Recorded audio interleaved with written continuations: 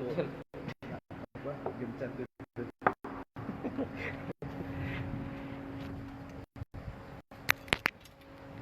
Gencat jatuh dia. Nah,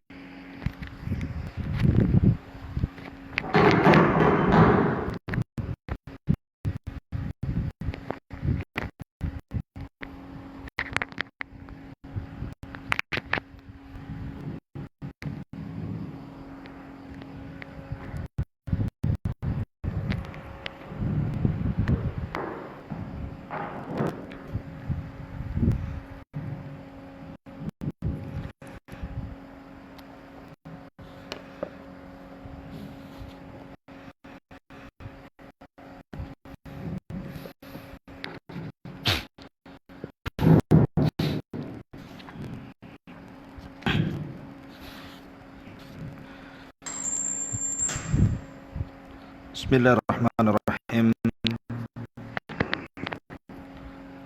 Assalamualaikum warahmatullahi wabarakatuh.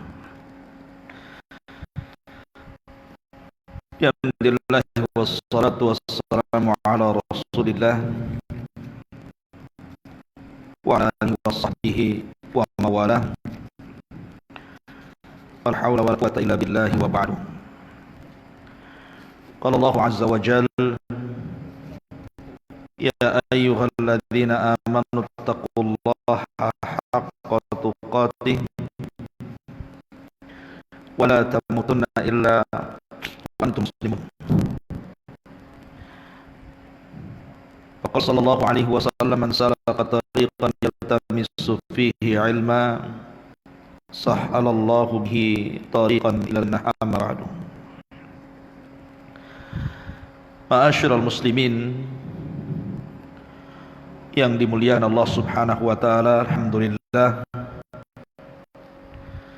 malam ini kembali kita akan mengkaji tentang sirah dari ulama-ulama hadis,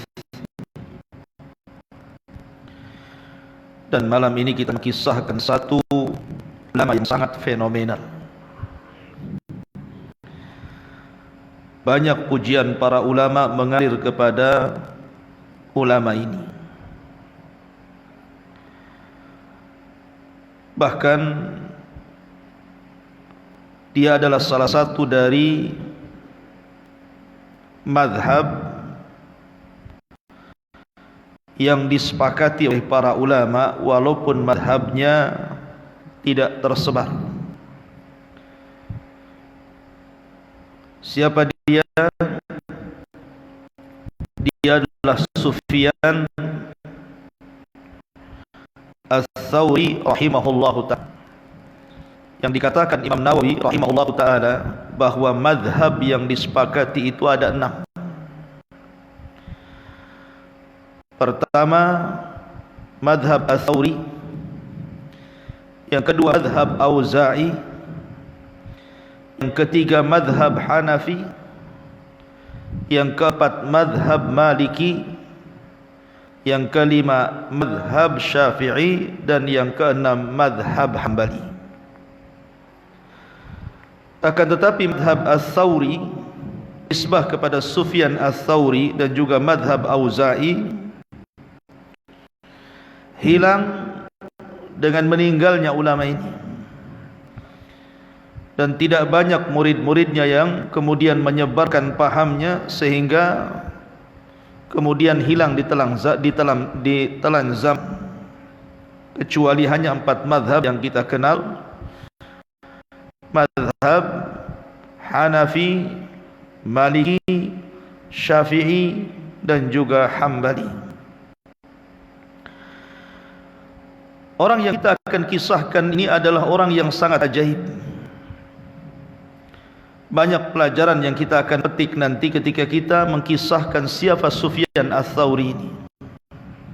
Dia bukan orang biasa, seolah-olah diciptakan Allah untuk hadis Nabi sallallahu alaihi wasallam. Makanya kemudian banyak juga ulama-ulama hadis yang kemudian mencantumkan atau meriwayatkan dari hadis kitab Sitah dan juga Musnad Imam Ahmad dari Imam Ats-Tsauri.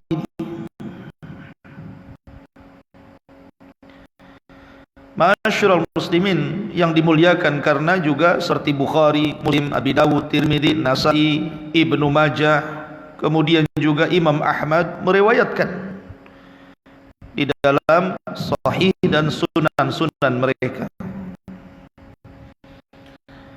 Ada yang mengatakan Imam Bukhari mencapai 395 hadis, Imam Muslim 413 hadis, Abu Dawud 246 hadis, Imam Tirmidzi 348 hadis, Nasa'i 315 hadis, Ibnu Majah 360 hadis, dan Ahmad 1627 hadis.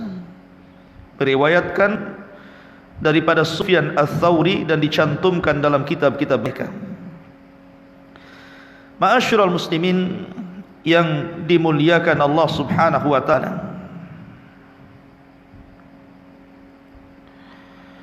dijelaskan oleh para ulama tentang bagaimana sosok Sufyan Ats-Tsauri ini. Nanti kita akan jelaskan siapa namanya, nasabnya, bagaimana belajarnya, bagaimana rihlahnya, bagaimana pujian para ulama kepadanya, bagaimana ujiannya, dan bagaimana wafatnya. Cukuplah perkataan Imam Ahmad ibn Hanbal rahimahullahu ta'ala. Kalau yang ngomong Imam Ahmad, berarti orang ini bukan orang biasa, orang luar biasa. Kata Imam Ahmad, atadri mal imamu fi qalbi, tahukah kalian siapa imam yang aku pilih dalam hatiku? Maka Imam Ahmad mengatakan, dialah al-imam Sufyan Ats-Tsauri la yataqaddamu ahadun. Dialah Imam Sufyan Ats-Tsauri, tidak ada satupun orang yang bisa melawannya, menandinginya. Artinya bahwa Imam Ahmad sangat memuji Sufyan Ats-Tsauri. Bahkan Abdullah ibn Mubarak yang kemarin saya ceritakan, ma'ruf siapa Abdullah ibn Mubarak ya, dia sampai memuji Sufyan Ats-Tsauri dan mengatakan, la a'lamu ala wajhil ardil yawm a'lam min Sufyan. Aku tidak tahu di permukaan bumi ini manusia yang lebih alim dari Sufyan Ats-Tsauri. Sampai-sampai Abdullah ibn Mubarak ini menyesal gara-gara ketika hidupnya Sufyan Ats-Tsauri, dia tidak banyak belajar kepada Sufyan Ats-Tsauri, malah belajar kepada orang lain. Sehingga dia katakan, lima lam atrah nafsi baina yaday Sufyan wa lima dhahabtu liman wa fulan. Kenapa dulu diriku ketika Sufyan itu hidup, aku tidak belajar kepada Sufyan, malah belajar kepada fulan dan fulan. Lihat bagaimana pujian Abdullah ibn Mubarak. Menyesal dia, kenapa tidak berjumpa dengan Sufyan Ats-Tsauri dan belajar kepadanya. Kemudian juga Yahya bin Ma'in mengatakan bahwa la yuqaddimu ahad ala Sufyan, atau la yuqaddamu ahadun ala Sufyan la fi zuhdi wala fil ibadati wala fil ilmi wala fil fiqhi. Kata Yahya bin Ma'in, la yuqaddimu ahadun ala Sufyani ahada. Begitu cara bacanya. La yuqaddimu ahadun ala Sufyani ahada. Tidak ada satupun manusia yang bisa menandingi Sufyan, tidak dalam zuhudnya, tidak pula dalam ibadahnya, tidak pula dalam ilmu ilmunya, tidak pula dalam fikihnya. Ini manusia ajaib, manusia yang luar biasa. Ma'asyiral muslimin yang dimuliakan Allah Azza wa Jalla. Taib, kita masuk pada nama dan nasabnya. Sufyan Ats-Tsauri adalah Sufyan ibn Sa'id ibn Masruq, dan dia silsilahnya sampai kepada Adnan, artinya dia memang dari keturunan Arab. Sufyan ibn Sa'id ibn Masruq ini dilahirkan pada tahun 97 Hijriah dan wafat pada tahun 161 Hijriah. Maknanya dia di usia 64 tahun meninggal.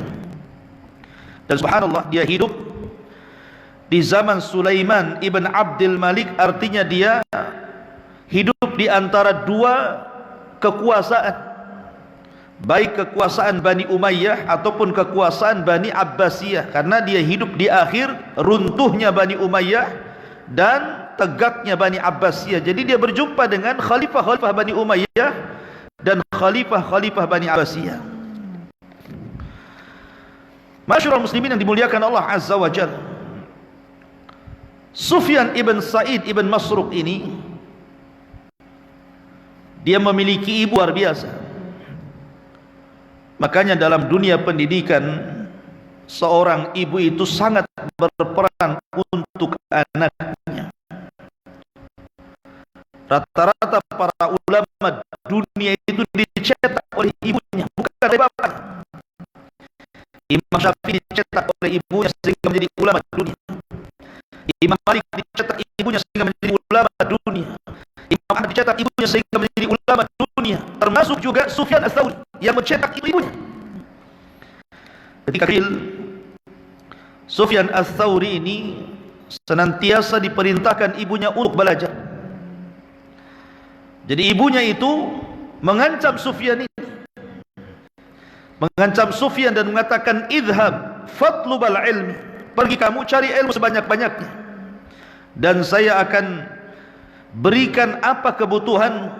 Kalau kau suka, belajarlah di situ. Tapi kalau kamu tidak suka belajar, maka jangan harap kau mendapatkan apapun dari ibu. Begitulah. Makanya anak muda yang belum menikah, cari ibu yang bisa mendidik keturunannya. Jangan cantiknya saja. Nanti kalau cantiknya saja, kalau bego masalah. Enggak apa-apa, enggak seberapa cantik, tapi cerdas dan bisa membimbing keturunannya. Karena bagaimanapun Allah mengatakan, wa kana abuhuma salihah. Ketika Musa alaihi salatu wasallam belajar kepada Khidir, kemudian dia keluar dari desa yang bakhil, ada bangunan yang hendak roboh, dibenerin. Kata Musa, buat apa kita benerin rumah yang akan roboh, enggak jelas penghuninya ini. Bagus kita cari rumah yang jelas penghuninya, kita dapat upah, kita bisa beli bekal. Katanya Nabi Khidir, tidak anak, bahwa bangunan ini punya anak yatim, keduanya ada di kota, dan dulu dia turunan dari orang tua yang saleh dan salihah. Begitulah Allah jaga. Kemudian juga, makanya wajar setelah kemudian ibunya terus mendorong anaknya untuk belajar, mencari hadis Nabi SAW, sara amiral mu'minina fil hadis. Makanya Sufyan menjadi amiral mu'minin di dalam hadis. Bahkan ayahnya juga bukan orang biasa, dia seorang muhaddis, saduqun, thiqatun, dan dia namanya Sa'id. Adapun kakeknya Masruq adalah salah satu dari tentara yang bergabung dengan tentara Ali radhiyallahu an dan kibarut tabi'in, dan dia terlibat dalam perang Jamal, berada di saf Ali bin Abi Thalib. Itu kakeknya. Taib.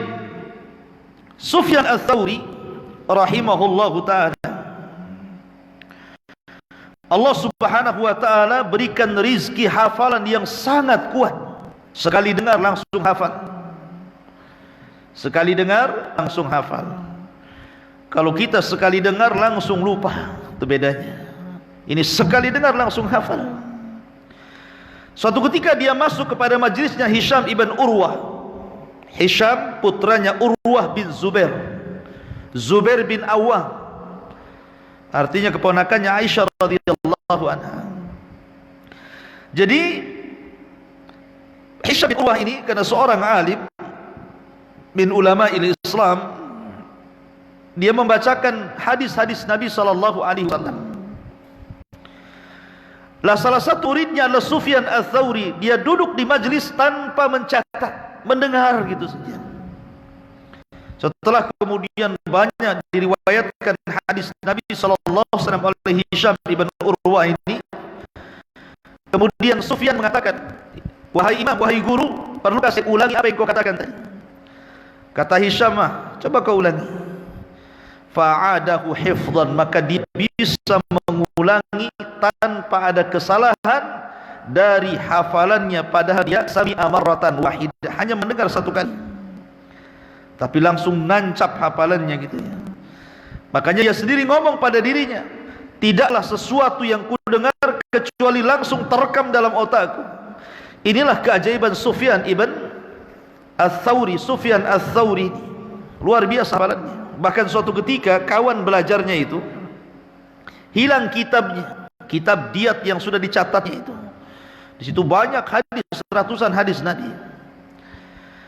Kemudian ketika dia hilang kitabnya, dia bertanya kepada Sufyan, "Ya Aba Abdillah," kunyahnya, "Ya Aba Abdillah, bisa enggak kau ulangi apa yang disampaikan guru kita tentang kitabud diat itu?"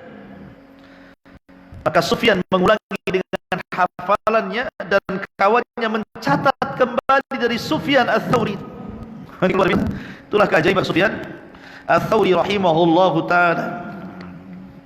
Ma'asyiral muslimin yang dimuliakan Allah subhanahu wa ta'ala, makanya wajar pujian para ulama mengalir. Di antaranya Sufyan ibn Uyainah, seorang alimin ulama'i Makkah, "Ma ra'aitu ahadan afdal min Sufyan wala ra'a Sufyan misla nafsihi." Tidak pernah mengenal ada orang lebih Sufyan sendiri enggak tahu kalau dirinya itu punya keistimewaan. Sampai seperti itu. Bahkan dikatakan oleh Yahya bin Ma'in, dia mengatakan, "Ma khalafa ahadun Sufyan fi syai'in illa kana al-qaulu qaulu Sufyan."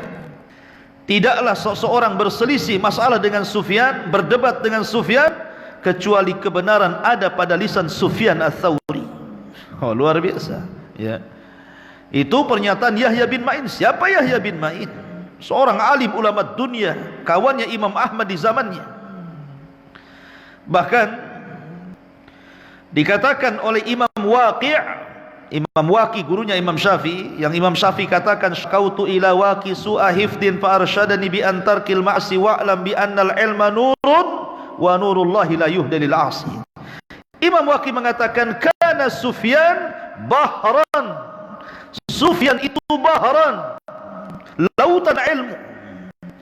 Apa yang tidak kami ketahui dia tahu. Begitulah pujian para ulama. Dan banyak lagi kalau kita baca satu-satu pujian para ulama sampai Isya nggak selesai-selesai. Hanya bahas pujian saja. Kita masuk pada ibadahnya.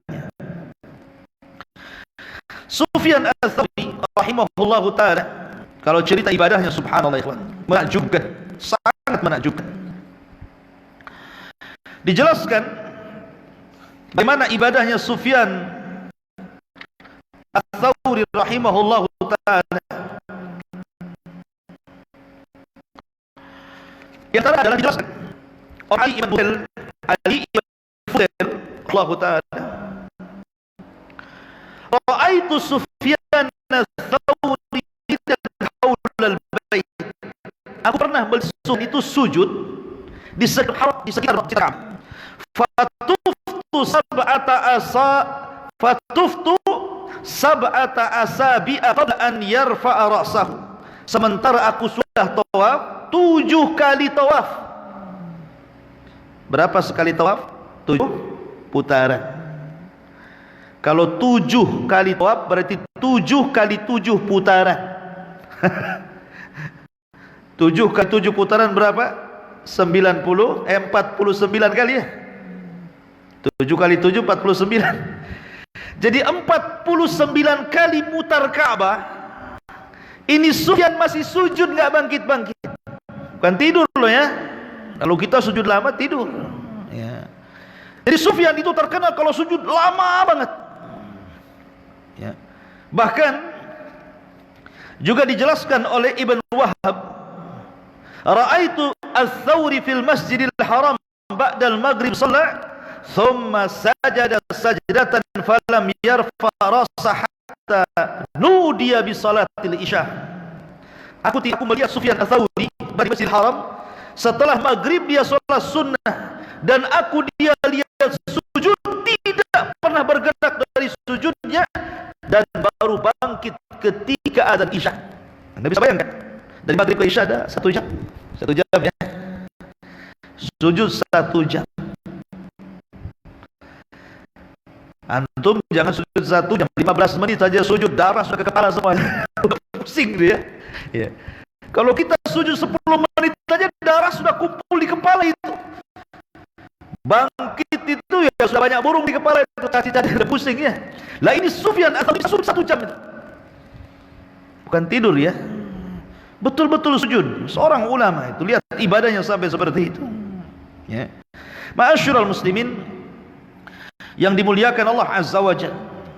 Qala rajulun li Sufyan, berkata seorang laki-laki kepada Sufyan, ausini, tolong berikan wasiat kepadaku. Maka Sufyan mengatakan, i'mal lid-dunya bi qadri baqaika fiha walil akhirati bi qadri baqaika fiha. Bekerjalah untuk dunia sesuai dengan kehidupanmu di dunia, dan bekerjalah untuk akhiratmu sesuai dengan kehidupan akhirat. Baik, Sufyan Tsauri rahimahullah kenal kasratul buka, dia banyak menangis dan selalu bangkit kematian. Bahkan Al-Khafaf seorang alim hari itu Sufyan Tsauri bagian, aku tidak pernah berjumpa dengan Sufyan selain itu selalu menangis ya. Fakus, dan aku katakan, masya'nuka Sufyan, ada apa dengan kamu wahai Sufyan? Maka Sufyan mengatakan, akhafu an akuna fi ummil kitabi syakian, karena aku takut kalau catatanku di Lauhil Mahfud aku ini orang yang celaka, maka aku senantiasa menangis. Bahkan dikatakan Abdurrahman, aku mendengar Ibnu Mahdi mengatakan, bata Sufyan ini faja'ala yabki. Suatu ketika Sufyan itu bermalam di rumahku, dan aku melihat tengah malam dia senantiasa menangis. Kemudian dikatakan, walima tabki ya Sufyan, kenapa engkau menangis wahai Sufyan ya Aba Abdillah? Qala, dia mengatakan, la dhunubi indi ahwan, la dhunubi indi ahwan min dha wa rafa syai'an minal ardi inni akhafu an uslab al-iman qabla an amut. Dia mengatakan, sungguh dosaku menurutku lebih ringan dibandingkan kalau seandainya aku meninggal sementara keimananku dicabut Allah Subhanahu wa taala. Seperti itulah Sufyan Ats-Tsauri rahimahullah taala. Ma'asyiral muslimin yang dimuliakan Allah Azza wa Jalla, dan Sufyan ini berani orangnya. Ingat hadis Nabi SAW, afdalul jihad kalimatul haqqi inda sultanil jair, bahwa seutama-utama jihad adalah menyampaikan yang hak di hadapan pemimpin yang zalim. Sehingga para ulama mengatakan, afdal mana? Jihad bertempur di medan perang sampai kemudian syahid, ataukah jihad menasihati penguasa yang zalim? Sampai ulama mengatakan bahwa menasihati penguasa yang zalim jauh lebih afdal dibandingkan jihad di jalan Allah. Karena Rasul mengatakan afdalul jihad menggunakan ismu tafdhil, seutama-utama jihad. Lah suatu ketika kita tahu bahwa di zaman Khalifah Al-Mahdi, Khalifah Mahdi ini adalah khalifah yang keempat dari Daulah Abbasiyah. Sebelumnya Abu Ja'far Al-Mansur, lebih zalim lagi dia. Al-Mahdi masih meninggal. Lah suatu ketika ini sebenarnya imam ataupun Khalifah Al-Mahdi ini, khalifah yang keempat dari Bani Abbasiyah ini, meminta kepada Sufyan untuk menjadi qadhi, untuk menjadi hakim di negaranya berkali-kali. Tapi Sufyan menolak dan menolak. Sampai akhirnya suatu ketika Al-Mahdi ini haji dan dia sudah menegakkan tenda di Mina. Kemudian dia mendengar bahwa Sufyan Ats-Tsauri ada di situ, maka Khalifah Mahdi meminta datang Sufyan kepadaku. Maka datanglah Sufyan menghadap Al-Mahdi khalifah ini.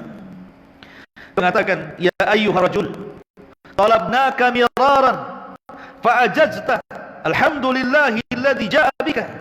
Aku sudah meminta kepadamu wahai rajul, wahai Sufyan, agar engkau menjadi qadhi berkali-kali, tapi engkau menolak. Alhamdulillah kau sekarang datang di hadapanku. Irfa ilaina hajatah. Kalau begitu kau mau apa? Sebutkan hajatmu, mumpung aku di sini. Lihat kata-kata Sufyan. Qala, dia mengatakan, wa ma hajati wa qad mala'tal arda dulman wa jawran fatillah. Apa yang aku butuhkan darimu wahai khalifah? Sungguh engkau telah memenuhi bumi ini dengan kezaliman dan kejahatan, bertakwalah kau kepada Allah. Ada orang yang ngomong gini depan penguasa? Coba. Dia ngomong dengan depan penguasa itu. Ya. Apa yang harus aku butuhkan darimu? Engkau sudah penuhi bumi ini dengan kezalimanmu, dengan kejahatanmu, bertakwalah khalifah kepada Allah Subhanahu wa taala. Padahal Khalifah Mahdi ini termasuk orang yang peka dengan kesesatan. Banyak orang-orang zindik yang dipenggal oleh dia.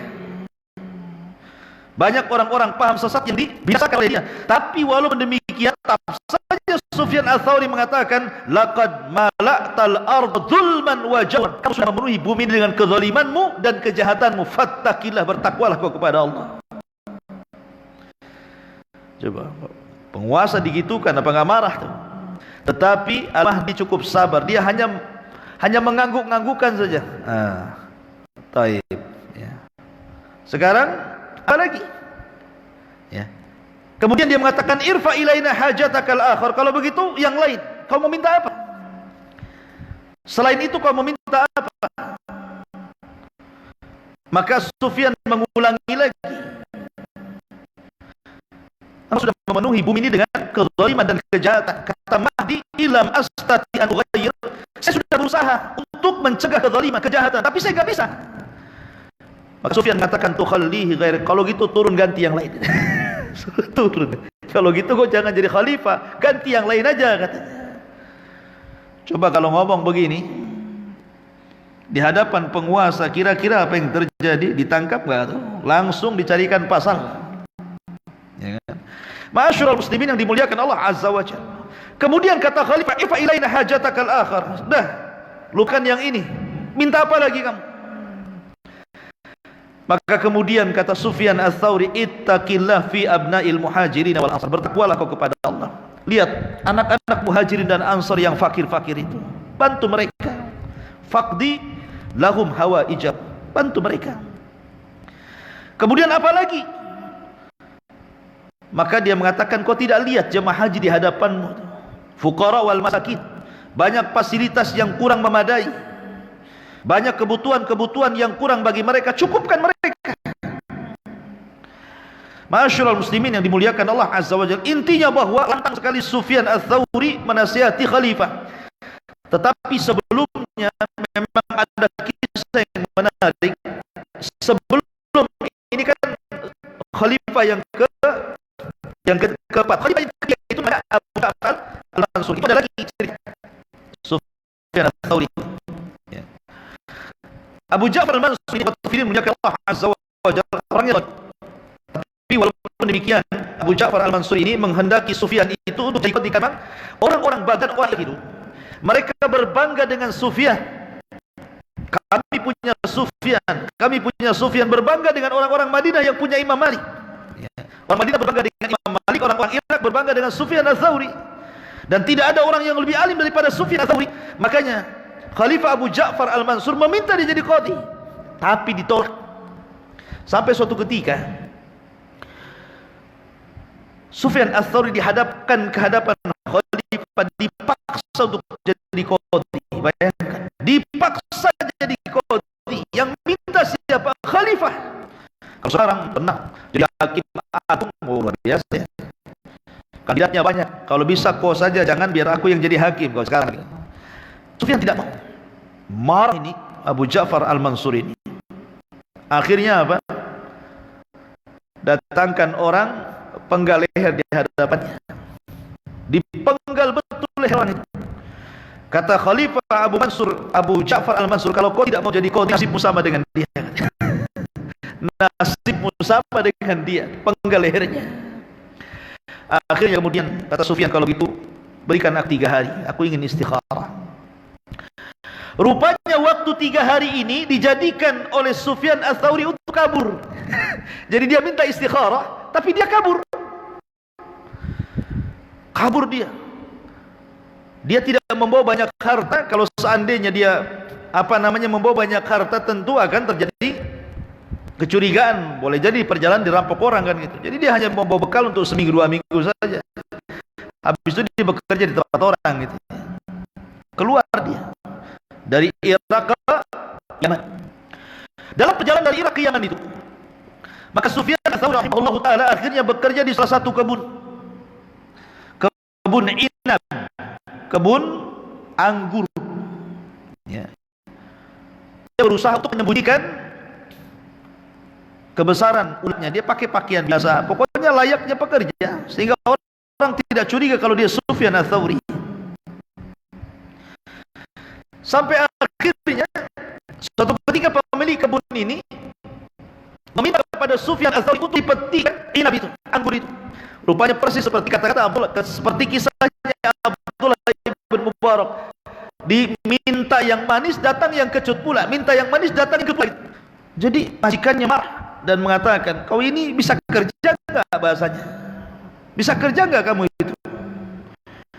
Kemudian kata Sufyan Ats-Tsauri, sementara orang yang pun dia tidak tahu kalau di hadapannya Sufyan Ats-Tsauri, dia mengatakan, bagaimana aku akan memakan anggurmu sementara kau belum izinkan aku memakannya.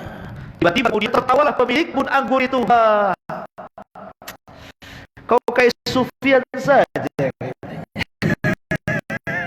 Apa pemilik kebun? Kamu kayak Sufyan saja, sorok katanya. Kenapa? Karena terkenal bapaknya. Sehingga pemilik kebun ini mengatakan, kau ini sowaro kamu. Siapa kamu ini? Kayak Sufyan aja kamu ini katanya. Padahal betul-betul Sufyan itu ya. Akhirnya ikhwatu fillah muliakan Allah Azza wa Jalla, tidak digubris oleh pemilik kebun ini. Jadi suatu hari pemilik kebun ini jalan ke pasar. Kan di pasar ngobrol pula dia dengan kawan-kawan di pasar. Payah, saya ini punya pekerja, kemarin saya ada masalah, saya suruh ambil anggur yang manis, dia ambil pula yang kecut. Diceritakan kisahnya. Kemudian orang ini kaget ya. Apa kau cerita? Jangan-jangan dia Sufyan betulan katanya. Karena saya mendengar khalifah menginstruksikan kepada kita untuk menangkap Sufyan Ats-Tsauri hidup ataupun mati, dan akan dapat hadiah yang besar. Kalau begitu, pembantumu itu ciri-cirinya seperti apa? Pembantumu itu ciri-cirinya seperti apa? Kemudian ciri-cirinya begini, janggutnya begini, perawakannya begini, rambutnya begini, disebutkan ciri fisiknya itu.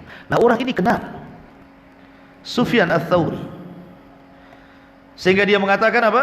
Oh, itu betul Sufyan itu. Kalau gitu kita tangkap berdua, kita akan dapat hadiah daripada Khalifah Abu Ja'far Al-Mansur ya.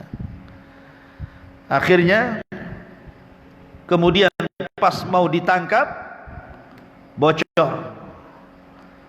Ketahuan oleh Sufyan Ats-Tsauri, sebelum sampai 2 orang ini dia sudah lari, meninggalkan kota tersebut, akhirnya menuju Yaman. Sampai di Yaman, Akhirnya dia pun bekerja di pasar. Ya mungkin ngangkat-ngangkat barang orang yang jualan dan begitu seterusnya gitu kan. Akhirnya dia dituduh mencuri. Sufyan Ats-Tsauri rahimahullahu taala sampai di pasar, dia bekerja di pasar, akhirnya dituduh mencuri. Ditangkaplah, kemudian dihadapkan kepada gubernur Yaman. Karena dituduh mencuri, dihadapkan kepada gubernur Yaman. Tetapi gubernur Yaman ini seorang alim. Dia tahu muka pencuri dengan muka yang tidak pencuri, dia tahu. Masa pencuri kayak gini gitu kan, nampak mukanya ini orang pencuri bukan, masa penjahat kayak gini gitu. Dia melihat ada aura ulama, itu aura ulama daripada Sufyan Ats-Tsauri, ada karisma yang luar biasa. Akhirnya dia meminta kepada orang yang menangkap Sufyan Ats-Tsauri, keluar. Akhirnya keluar semuanya. Maka berhadapanlah gubernur Yaman dengan Sufyan Ats-Tsauri. Kata gubernur Yaman, "Masmuk, siapa namamu?" Kata Sufyan Ats-Tsauri mengatakan, "Ana Abdullah, saya hamba Allah." Kata gubernur, "Semua orang Abdullah, saya juga Abdullah, hamba Allah. Siapa namamu?" "Abdullah," katanya. "Uqsimu billah," katanya, "aku bersumpah kepada Allah, siapa nama yang ibumu memberikan kepadamu." Akhirnya dia ngaku, Sufyan. "Ibnu man? Anak siapa? Siapa bapakmu?" "Abdullah." "Siapa bapakmu?" "Abdullah." "Saya juga Abdullah. Saya tidak hendak bicara tentang siapa Abdullah. Saya Abdullah, bapakmu juga Abdullah. Siapa nama bapak yang diberikan kakekmu kepada bapakmu?" "Iqsumi billah," aku bersumpah kepada Allah, sebutkan nama bapakmu." Akhirnya dia mengatakan, "As-Sa'id, Sa'id ibn Masruq." Iya, Sa'id ibn Masruq. "Kamu itu Anda Sufyan ibn Sa'id ibn Masruq?" "Iya, saya Sufyan ibn Sa'id ibn Masruq." Karena sudah ketahuan identitasnya. Ya, ulama yang kondang itu. Ya. Pokoknya setiap pertanyaan dia, iya. Ini Yaman, ini gubernur Yaman kasihan dengan Sufyan, dia ingin nolong. Dia mengatakan, "Ya Sufyan, aku tahu kau seorang ulama, tidak pantas kau diburu oleh khalifah. Kalau kau bersembunyi di telapak kakiku sekalipun, pasti khalifah akan tahu. Maka saya sarankan, pergilah sejauh mungkin, selamatkan dirimu." Akhirnya setelah itu pulanglah, ataupun Sufyan Ats-Tsauri akhirnya balik lagi dari Yaman ke Mekah. Namanya ulama besar, murid-muridnya banyak di Mekah. Sampai di Mekah pula musim haji, orang-orang kenal Sufyan Ats-Tsauri kan. "Oh, guru kami datang, semua diciumnya begini-begini." Tersebarlah kabar Sufyan Ats-Tsauri ada di Mekah. Lah kebetulan Khalifah Abu Ja'far Al-Mansur tahun itu ikut haji juga, sedang bergerak dari Irak menuju Mekah. Mendengar bahwa Sufyan Ats-Tsauri ada di Mekah, maka dia ingin menangkap sendiri, tak mau nyuruh pasukannya. Maka murid-murid Sufyan Ats-Tsauri meminta, "Ya guru, khalifah sudah sampai, mereka akan menangkapmu. Bersembunyilah kamu, pergi sejauh mungkin." Tapi Sufyan Ats-Tsauri tidak, harus kemana lagi, apapun dia buru masalahnya. Maka kemudian dia sholat di hadapan Ka'bah, dan kita tahu sujudnya lama sekali, berdoa kepada Allah Azza wa Jalla agar kedua kaki Abu Ja'far Al-Mansur tidak menginjakkan di haram, dan doanya dikabulkan Allah Azza wa Jalla. Di perjalanan Abu Ja'far Al-Mansur sakit yang menyebabkan kematiannya. Luar biasa kisah daripada Sufyan Ats-Tsauri rahimahullahu ta'ala. Ma'asyiral muslimin yang dimuliakan Allah subhanahu wa ta'ala, la Sufyan Ats-Tsauri rahimahullahu ta'ala, di antara bagaimana dia itu sangat keras dengan orang-orang yang menyimpang dari sunnah. Akidahnya bagaimana beliau luar biasa, ikhwan. Jadi betul-betul dia kalau ada orang menyimpang itu marah. Sampai-sampai dijelaskan ketika membahas tentang akidahnya Sufyan Ats-Tsauri rahimahullahu taala. Suatu ketika ada orang datang kepada Sufyan Ats-Tsauri dan bertanya soal orang yang sholat diimami oleh seorang yang berpemahaman Qadariyah. Bagaimana hukumnya?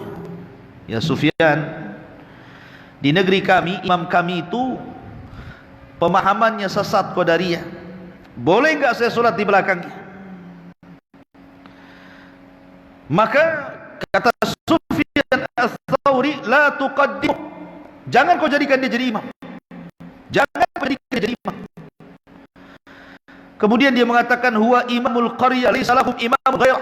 Tapi itu imam desa tersebut, tidak ada lagi imam kecuali dia, masalahnya. Kata Sufyan Ats-Tsauri, dia mengatakan, la tuqaddimuh, la tuqaddimuh. Jangan kau jadikan dia imam, jangan kau jadikan dia imam. Wa ja'ala yasis, sampai dia berteriak-teriak mengatakan, jangan jadikan dia imam. Gitu ya. Betul-betul dia keras.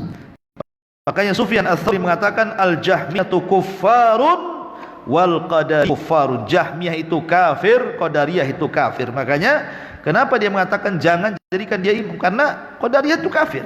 Enggak mungkin salat di belakang orang kafir. Sampai seperti itu.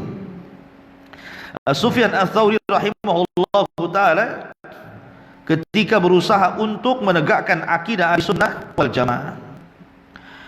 Adapun zuhud beliau dikatakan oleh Syu'bah ibn Hajjaj, sada Sufyanun nasa bil wara'i wal ilmi.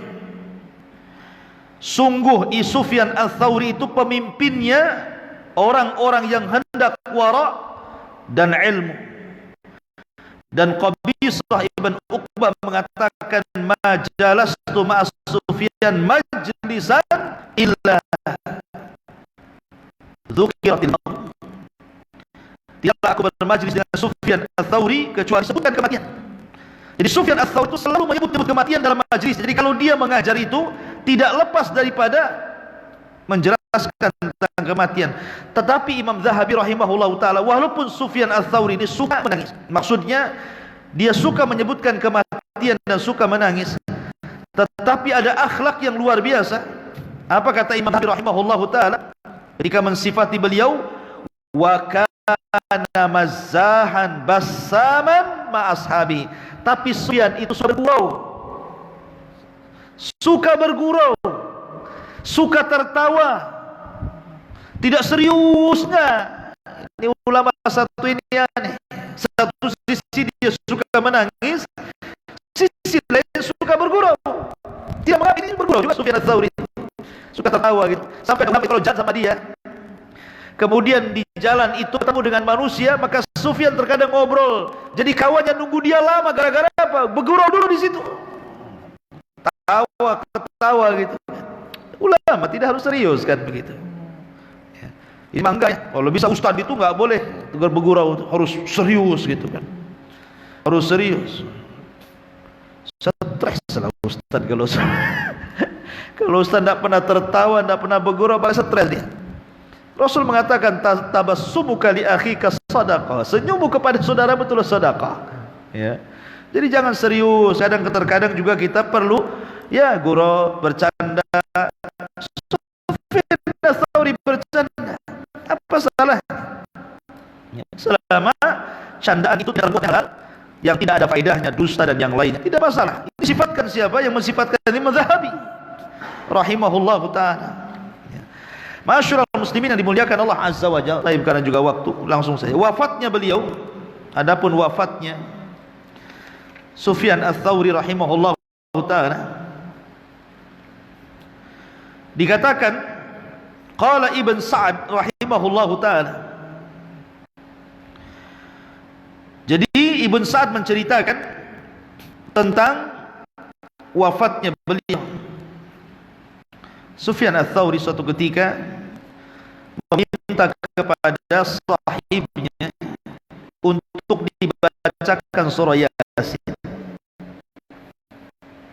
Pada siapa? Kepada sahib. Dan ditanya, kenapa? Kenapa harus aku bacakan surah Yasin? Kemudian liyusahhila mauti, agar Allah memudahkan kematianku.